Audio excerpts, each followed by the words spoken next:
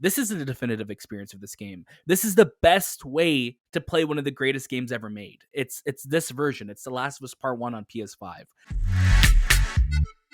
Hello and welcome to the movie podcast review of The Last of Us Part 1 on PlayStation 5. My name is Daniel, and joining alongside me today are my clickers. Anthony?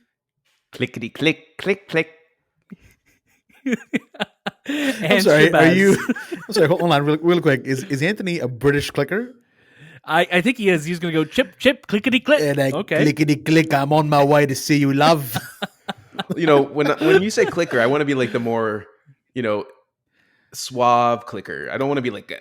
yes, I want to course. be, I could talk. I might eat your face, Right, but right. we can have a conversation. And when you hear me, Okay. I have I have a cane and I like clickety click, click, click. Oh. And a monocle. Yes, I do have a monocle. Yes. Interesting. Yeah, the monocle is just like on the smashed part of your face, but don't worry about it. It's 100% being used for something. I do talk. I have to ask. I do talk in rhymes as well. Oh, okay. Full of Wait, riddles. what game did you play, by the way? Because none of this was in my version. Shay, I have how to are you ask, doing? though, I'm good, but I have to ask you guys, what would you be from the world? Like, would you be a clicker, a bloater, a stalker, a runner? I'd be a survivor. I'll be honest with I you. don't. I don't want to be. Let's be honest, man. None of us are surviving. Yeah, we're all dead. We're We're all dead like, easily. we're all dead. It's all based on age, right? Like the older you get, the different stages you are. So I kind of want to live a long life as this infected being. So I guess a bloater. So you're like a rat king. Oh, Rat King, yeah. But, Oh, no. yeah, RatKing, yeah. But that's part 2, though. We don't know about I'm a the part bloater 2. then. You're bloated. We're all bloaters. We're all a little bloated today. Of course, the game we're talking about today is The Last of Us Part 1 on PlayStation 5. Here at the Movie Podcast, we don't normally do video games on our show. Yeah, we talk about them a lot. We talk about trailers. But realistically, the last, official review we've done for a video game was for The Last of Us Part 2 back in 2020. So it's pretty cool to be back, with our first official video game review. And of course, what's it for? It's for The Last of Us. And what a game to be talking about. And, first and foremost, I just want to say thank you to our friends at PlayStation Canada, for, sharing codes for this game with us. Everyone listening to the show, if you're longtime fans of the show, know how much this series means to all of us. So to be able to be part of that conversation right at the get-go, it's a big deal for us. So thank you so much. Thank you for being here. And today is a huge day on the Movie Podcast, for multiple reasons. We just wrapped up our interview series with the Lord of the Rings of Power cast and creators. Today, if you're listening to this on the day of release, our Rings of Power review is out right now too. And then, of course, The Last of Us review is out today. So there's just so much going on the Movie Podcast feed. And then TIFF's coming up. So, it's never ending. We're not planning on sleeping. But, just kind of a quick recap. Shay, how are you feeling right now? We're post Rings of Power interview series. How do you feel having that out in the world now? Finally, we could talk about it. It feels crazy because we've been building up to it for so long, and now that we're here, I'm a little emotional by it, only because I reflect on it and I think about how short of a time we've been doing this. We really have been doing this for 3 years, and most of it has been in the pandemic. And here we are, in a press junket interviewing these people that are creating one of our favorite shows that's coming up right now. And then on top of that, we're also playing a game that's one of our favorites. Like, we're doing all these things right now that we've strived to achieve, and I'm really grateful that we did it in such a short amount of time. Right. Anthony, how about yourself? Yeah, I agree with Shay exactly. Being able to do this work and being able to review games and review movies and be part of premieres and have that exclusive access to these interviews is just, again, this is something I never thought we would even be doing. When I started this podcast, we were, just talking about films, and then it kind of slowly grew into something else. And maybe in a year from now, it'll grow even more and go through different stages of growth, which I'm super excited for. Yeah. And like, I'm so glad that the Rings of Power is out. People can see it. Like, I spent like 2 days editing those videos, and it's amazing to see Yeah. even you guys on there just being all natural and having no worries, just being able to answer your questions, having fun with the cast. Like you would have thought you've been doing this, 20 years, and that's saying a Right. lot because we've only been doing it for 3 years. So, Right. what does it look like in the next 10? Yeah, that's and that's the thing, just like the virus in The Last of Us, we plan to keep evolving, right? We want to grow into, rat kings and stalkers of the podcast world. Right? I think that's the Not goal, stalkers, right? not stalkers though. I just Not want to stalkers. no. Shout outs to Naughty Dog for adding stalkers into the first Last of Us. It meant a lot to us playing that and enjoying that this way. Yeah, well, But I think from what I recall, we always had stalkers in the first Last of Us, but they made them, I think, a lot closer to the ones in part 2. Yeah, which is just fantastic. But we're going to talk all about it. But first, as always, you can catch a brand new episode of the Movie Podcast almost every day at this point. And look out throughout the week for our reviews and our interviews on all the latest movies and series. Make sure you're following us on Instagram, Twitter, TikTok, and Letterboxd at the Movie Podcast. That's the most important thing to do right now because we have so many episodes coming out. You want to make sure you see them all. That's the best place to see where everything's coming. Also, don't forget to leave us a review on Apple Podcasts, Spotify. Join our Discord. We're having some great conversations there, and we plan to have continuing that conversation with the Rings of Power in our, in a spoiler room there. So make sure you look out for that. And if you like what we're doing, please write into the show at hello@themoviepodcast.ca. September is going to be a really busy month for us. Like I said, we're at TIFF. We have D23 happening. We have a lot of changes going on the back end of the show too. So there's going to be a lot more ways to support the show if you want to do that moving forward, if you like what we're doing. So stay tuned for all of that. And of course, check out our show notes for all of those links and more. But today we are talking about The Last of Us Part 1 on PS5. This is a ground up remake of the game that came out in 2013, directed by Neil Druckmann and Bruce Straley, and of course produced and created at Naughty Dog, one of our absolute favorite studios, and just with every game release just changing and bringing that bar higher and higher. Of course, you know them from Uncharted, you know them from The Last of Us Part 2, and the original creators of Crash Bandicoot, Jack and Daxter. There's so much incredible, just a love of gaming that comes out of that studio. We have the Last of Us HBO show happening next year. So you should just goes to show how important, how much of a groundbreaking thing the first game was, that we've gotten 2 remasters of it and an HBO show in the span of 10 years. So let's get right into it. Anthony, I'm going to get you to start us off with a synopsis, and I'm going to kick to Shay for his first reaction on the game. In a ravaged civilization where infected and hardened survivors run rampant, Joel, a weary protagonist, is hired to smuggle 14-year-old Ellie out of a military quarantine zone. However, what starts as a small job soon transfers into a brutal cross-country journey. Experience the emotional storytelling and unforgettable characters in The Last of Us, winner of over 200 Game of the Year awards, now rebuilt from the ground up for the PlayStation 5 console. So The Last of Us Part 1 on PS5 is going to be including the original game. It also includes Left Behind, but not just that, it's including a whole slew of bonus features, accessibility options, cheats, gameplay modifiers. There's a lot in this package. Shay, start us off with what you think about the game.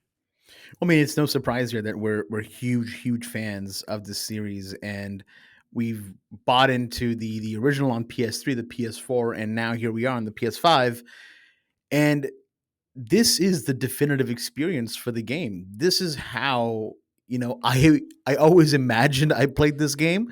Right. And then you go back and you watch videos, or I even fired up the old remastered one on my PS5, which I'm sure is like cheating in some way. And I was like, this looks nothing alike. It's a completely ground up built version where like you can tell there's so much emphasis put into how the game looks, how the game feels. That 60 frames is so smooth. But on top of that, I played my first playthrough of this game with almost every single accessibility feature turned on that I could. Like I would toggle them on and off the different things, trying out the director's the commentary, the audio descriptions, the different color saturations that you can do. And I got to experience this game in a different way because I've played it so many times that I was like, well, how can I just change it up here? And they introduced new layers for me that I had never played before. They introduced new difficulties that I'd never seen before. So there's a lot in this game that it just feels right at this point. Everything about it right now feels like this is how I was meant to play it. And diving back into this world it just felt right.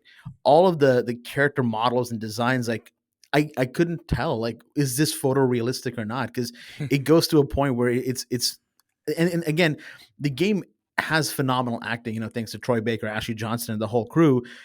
They bring so much of themselves into these characters that the facial animations show it, and you can't help but just sit there with your controller in your hand watching it in awe. This is the best version of the game, and I don't think we're gonna get any more versions of this game down the road, because how can you top this? This is perfection at its finest. And that's the thing. There are so many moments, and I think the last game that did this to me was The Last of Us Part Two.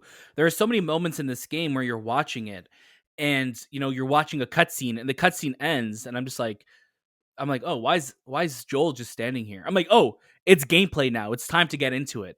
And it's something you said, going into your first reaction, Shay. This isn't a definitive experience of this game. This is the best way to play one of the greatest games ever made. It's this version. It's The Last of Us Part 1 on PS5. This is how I've always remembered the game to be. And just like what you said, you go back and you watch comparison videos and you're just like, oh my God, like, especially the PS3 version, as amazing as that looked 10 years ago and how in awe we were, there's moments of it where it has more of a stylized look to it. And then you play this and it's like that photorealism, the lighting, the textures, the particles, like it's absolutely just unreal, especially when you go into photo mode and you start playing with everything and you see all of these details.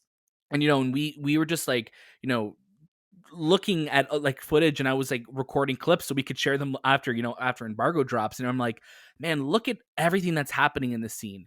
And then like the fact that you could have different lighting and just it's in different angles, so you're really making this your own experience. And I really do want to talk more about the accessibility in a moment, but I do want to kick it to Anthony to give us his first reaction to replaying this. Yeah, this is actually the second time I've replayed Last of Us. The first time was the remastered. I never played it for the PlayStation 3, so when it came out for the PlayStation 4, I decided to purchase it, and that's when I fell in love with the game. I'm not a huge infected world person. Like I'm kind of like in that Like world, zombies, like zombies, but they're not really zombies. This is more like a pandemic type of thing. But it's just I right? always felt like, okay, that gimmick is over. But what Last of Us does is it really adds a human approach to that spectrum, where it's just, instead of just Right. killing, there is sorrow that goes with this story. There is a lot of decisions that are made that you wouldn't expect in a world where there's zombies or slash infected.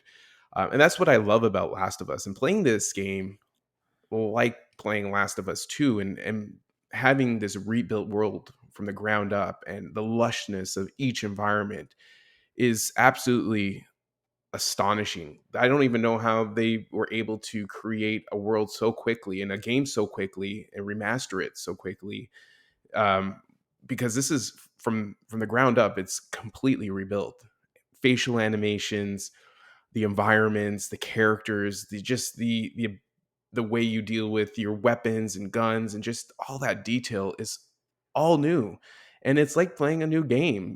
The cinematics are so much more cinematic, because you could feel the Yeah. raw emotion in these scenes. And it is just, at points I would pay $89 to to buy this game. This is definitely a Yeah. worthy purchase. And I know that was the biggest complaint with this game, being, well, I already bought the first one. I probably bought the remastered. Why should I have to spend $50? And I know it's or 89 and or 60, was it 79 in the States or 69 in the States? 79 in Canada. Sorry, 79 in the States, 89 in Canada. Yeah. Why should I spend that money? And, if you're a fan of Last of Us, this is absolutely a must buy. Like, this is fantastic. And even after you finish the game, you get all these cheats, you get all these like these abilities that you can add to your video, your experience, to play it over and over again. And then the accessibility features, which I haven't played with, but I know Naughty Dog and their accessibility, and they're really focusing on connecting to that world and being able to be playable by everyone, is absolutely fantastic. So we're also Right. opening this game up to a whole new world for others, which they never had the ability to have. So, like, again, this is a fantastic game. it is a decision that you will make if you want to purchase it or not. But I think it's a definite buy. Yeah, like if you love The Last of Us in any capacity, like you need this game. Like you have to dive into Yeah, this. it's You just know, crazy. it's so like let's talk a little bit about that accessibility though, because we saw a lot of changes happening with accessibility, especially with The Last of Us Part Two. Naughty Dog brought a lot of those accessibility features over to the Uncharted collection that came out earlier this year, back in January. Now, which is crazy to think that's almost a year ago now. And here they are again with The Last of Us Part One on PS5, and just like what Jay said, we're in a privileged aspect where we don't need to use, or we don't need to always have these enabled. But my God, I had so many of them turned on just because it had changed the experience of the game for me. I'm very familiar with this game, but being able to play it in the way that worked for me was awesome. And I love that. I loved being able to, slow down time when I pulled out a gun to aim. I loved being able to have high contrast mode turned on if I wanted to scan a room to see what I could interact with. Because, there are very dark moments of this game. And as, we play on OLED TVs, and sometimes that can make dark rooms pitch black and you don't always see everything. So I like being able to, flip on high contrast mode. Maybe I got a little scared sometimes. Maybe I wanted to turn it on that way. And, you would flip it on to see. But there's so many ways to make this game your own. Even within the difficulties, you could customize all of the settings. So yeah, you could just make this, I play this game on moderate, so just the middle, whatever, normal. But within there, you could scale up, the enemy AI, are they flanking you? Like how much resources you find. You could customize all of that to your own experience, which makes this like that's why this is the definitive way to play this game, because you could make The Last of Us your own. You can make it your own experience. And I love that. I loved being able to tailor each moment to how I wanted to play it, how I want to experience it. And it just makes the replayability of this game sky high, because now I'm like, okay, I can't wait to play this game again with different skins for these characters. Or, I'm going to play it exploding arrows only with unlimited ammo. You know what I mean? You could make it your own. You could have fun with it. And you're going to have some really great videos that come from that. And on top of that, they include speedrunning mode. And they include all these different modes in the game to really tailor it to your own experience. And you see that and you're like, this is what all games should be offering. All games should be bringing this level of accessibility, all these levels of just openness so everyone could play it. It reminds me a lot of Celeste, which is of course an indie game, Canadian game from a couple years ago. They had a bunch of different assist modes that you could turn on to make the experience your own, because gaming should be for everyone. And the fact that we're seeing that more and more now with the highest blockbusters, the highest budget of games, that's where it should start. It should stop at the top. It should start at the top down. And I'm glad that Naughty Dog is continuing that charge. And I'm hoping all other PlayStation studios and all other major publishers and developers continue carrying that flag, because this is the crown jewel of accessibility. This is what you should look to when it comes to how do we make our game open for everyone to play it. Yeah, it's very true. They even added some really cool features within the DualSense controller. I mean, you have Oh yeah. you have some great moments where you're pulling back a bow and the resistance occurs. But on top of that, accessibility wise, they added a feature where the haptics in the controller will mimic speech. So I turned that on for about the first couple levels, and anytime a character would talk, it's almost as if you can feel the vibrations. So people who have hearing impairments, they can actually hear the person talking through the controller by the vibrations. I thought that was so Amazing. cool. It was such a unique experience. It added a new level. I even like what they did with the new game plus as well in this game. I started a new game plus, and it brings it down into two areas. It says there's classic mode where it carries over all your I guess unlocks, but your like gun, weapon, and everything else like that, you still have to level up normally. Or it just brings everything over and you start the game at like OP levels. And I love that. I'm like, okay, you know what? This time I'm going to start with everything. Let's see how it goes. So I, this is a single player game, and I think the constant, I guess, complaint brought up about single player games is that you play it once and that's it. What this has done, what Naughty Dog has done, what PlayStation has done is they've introduced elements to continuously, repeatedly play the same game over and over again, but still gain a different experience from it. And I Right. think that's a win on its own. It is, and and then we look at the story. We know what the story is of The Last of Us, and that's why we're talking more about this version itself.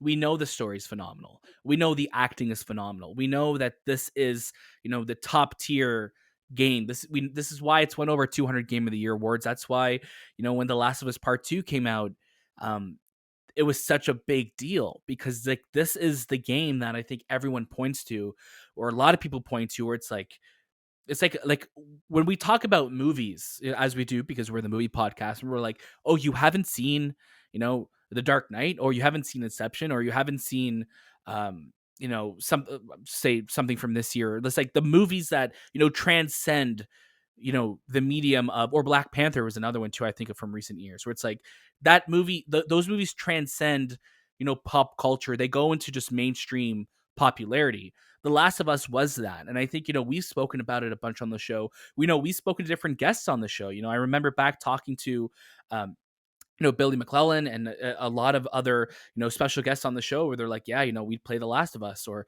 that's what we look to. The Russo brothers spoke about it too, saying like that is a huge inspiration for them.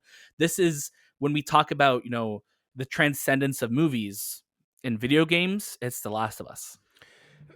Going back to what I said, the beauty of The Last of Us is it takes this market, which is like that zombie world, but it adds those real moments to it. It makes difficult decisions for this story, which then draws in an audience that is not you. Like for me, I'm not the biggest gamer, so I don't play multiplayer games. I approach the more cinematic feels, the single players where I'm really invested in the story. And you are invested in this story because you're dealing with a father who's lost his daughter, who has now gained another daughter, but is selfish in the way of how he deals with her at the end. You deal with Right. characters that realize that there's no they've been bitten and they have to sacrifice themselves, or maybe a two brothers who one has been bitten and the other one has to kind of commit suicide because he can't deal with his brother being this way. These are really like difficult moments that you would normally see in a Yeah. in a movie. Like these are scenes and these are storytelling that you wouldn't get in a video game because they're so mature and so like thought outside of the box. Like when I saw that scene between the two brothers and seeing it again, Yeah. um, Like with Henry and Sam, with right? Henry and Sam, and seeing it again, but Yeah. now rebuilt, his brother's face is absolutely like I saw it and he just like the emotion that he goes through watching his brother suffer, and then Joel having to watch him commit suicide. That is a mature, Yeah.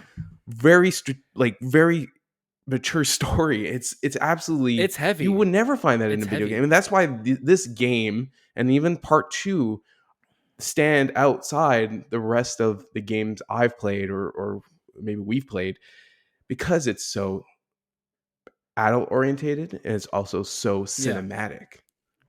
It is very cinematic, and that's why we're reviewing it here on the movie podcast, because we love movies. And I think when it comes to, the cinematic world of video games, you look no further than Naughty Dog. You look no further than Insomniac.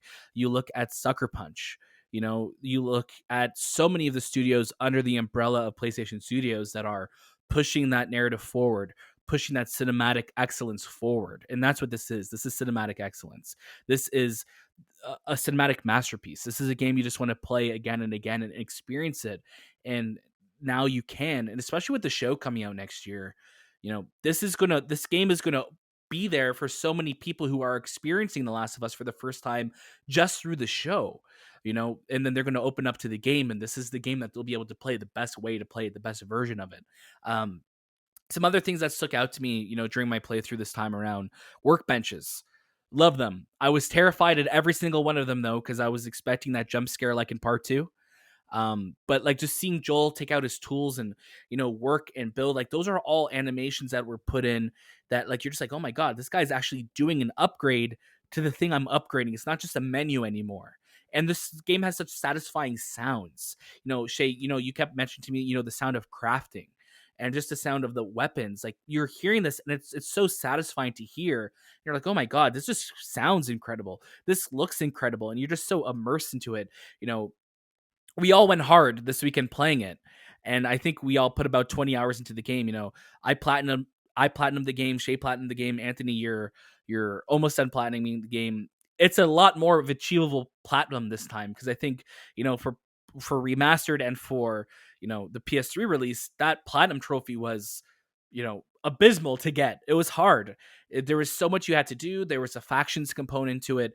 This time around, it's like, okay, collect everything, have all the optional conversations, you know, beat both games 100%, do a couple different things within the game, and then you earned it. And you feel like you've earned it by the end of it, because you spent so much time in this world with these characters. You're a pro by the end of this game. You're not scared when you see a room full of clickers anymore, because you're like, you know what? I know how to handle all of you. You don't scare me anymore. You know, it's like that scene in Home Alone when Kevin comes out, like, you hear me? I'm not afraid anymore. And then they all come running at you, and then they kill you, but you're not scared. You know what I mean? But it's a great time, honestly. You know, from top to bottom, this game is just such an incredible experience. And uh, any other thoughts before we wrap this up? Like, I can't wait again for the show. Like you mentioned, I think, you know, Yep. setting up, seeing the whole time I kept playing it, you know, the game, I guess, you know, in a modest way, you can do about 14 hours. You could probably finish the game 13 hours, really. And I kept thinking, okay, you're doing like a 10 episode series. Where do you cut out? A lot of it obviously is you stealthing around. So we don't have to see that in the show. But I kept wondering, I'm like, oh, are they going to follow the story the same way? Are we going to get more depth here and there? Right. And it's just got me curious and got me so excited to see what, you know, the whole team is up to. And I'm so glad that Neil Druckmann worked on the show, and PlayStation Studios and Naughty Dog were so heavily involved, because we know that we're going to get that great quality kind of pushing forward. I also loved going back to playing Left Behind. I think I've only played that once or twice, really. I haven't played it as much as the original game.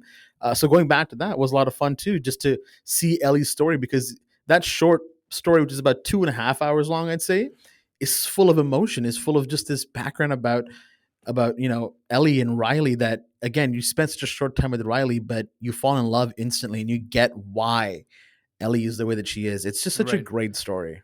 It's such a great, you know, appendage to the main game, where the fact that they tied into that time between, you know, fall and winter, where you're like, okay, is Joel alive? What's going on here? And then it's so great to play that, and then have that tie in between everything, to then leads back to Joel's story and how everything ties together, like playing them back to front like that. It's awesome. Anthony, other final thoughts before we get to our final recommendations? For me, it's like I'm in love. I think I'm after playing this game, I want to play part 2, because it's just you want to continue that story, and because everything feels the same now, I really want to kind of replay it, even though I've played it like 3 times already. But yeah, like I love it. I love this story. I love this game. I can't wait for the show. I'm curious to see where they go with these characters, and how, because the performances are so well done in the game. And even I was looking at a lot of these sequences, because it feels like at times one shots, and a lot of not a lot of angles, not a lot of cuts, especially with video games. You're just diving in there. So I wonder how they tell that story. Do they keep it raw and keep it to less cuts and more continuous shots, which I would love, because it just makes it feel much rawer and much real. And then I look at the characters too. We have Joel and Ellie played by Pedro Pascal, and I'm blanking on the name And of Bella Ramsey. Bella Ramsey. What are they going to do in terms of their performances? How are they going to beat the performances that we got from this game? So I'm just curious. I'm super excited to see it. I think for people who don't play video games, this is an opportunity for them to be in this world and actually get excited and feel what we feel when we play these games. But yeah,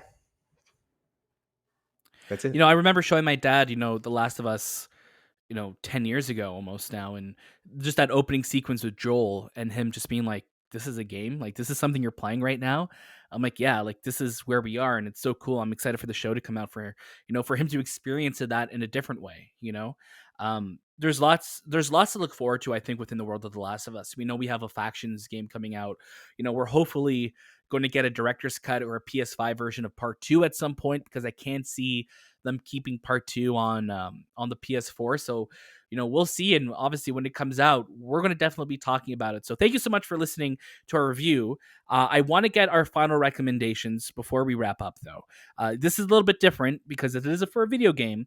But I think, I'll start us off. It's obviously, this is a real gem for us. We're breaking all the rules this week. We gave the Rings of Power a real gem as a show. This is a real gem for me. This is something you need to buy. If you love video games, if you love The Last of Us, this is the best way to experience one of the greatest games ever made. You owe it to yourself to play it. If you haven't yet, it is worth your money. It is worth your time. Play it. It's a real gem. Shay. Real gem. No surprises here. This is just one of the greatest experiences of all time. And even if you're someone who can't get into video games, again, the show is coming out soon, but there are a lot of great playthroughs on YouTube where they make it seem as cinematic as possible, removing a lot of the elements that would make it look like a game. And you owe it to yourself to experience the story in some way or the other. So it's a real gem. Go play this game, or go watch somebody play this game. Yeah. Anthony, how about yourself? 3 for 3, real gem. I love it. Thank you so much for listening to the movie podcast review of The Last of Us Part 1. Thank you again to our friends at PlayStation Canada for sending us copies to review. There's lots to look forward to here on the movie podcast. Please check out our Rings of Power review and all of our incredible footage that we've been releasing. We have TIFF coming up. We have D23 coming up. We're not planning on sleeping for the next couple of weeks because we want to make sure we bring all of these incredible episodes to you. So thank you so much for being here. Thank you for supporting us. Make sure you follow us on all of our social platforms at the movie podcast, and check out the show notes for all of those links and more. That was this time with the movie podcast, and we'll see you next.